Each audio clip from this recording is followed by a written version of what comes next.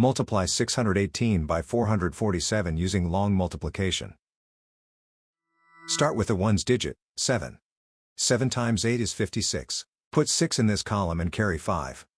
7 times 1 plus the carried 5 is 12. Put 2 in this column and carry 1. 7 times 6 plus the carried 1 is 43.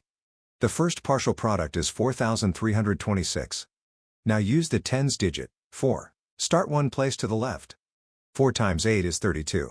Put 2 in this column and carry 3. 4 times 1 plus the carried 3 is 7.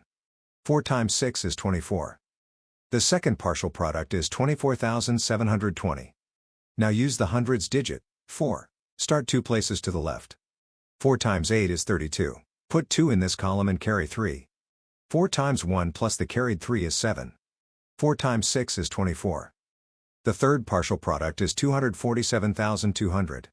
Now add the partial products, working from right to left. In the ones column, 6 plus 0 is 6. In the tens column, 2 plus 0 is 4. In the hundreds column, 3 plus 7 plus 2 is 12. Put 2 in this column and carry 1.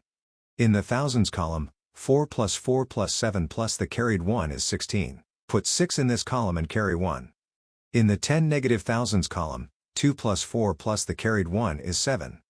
In the hundred negative thousands column, bring down 2.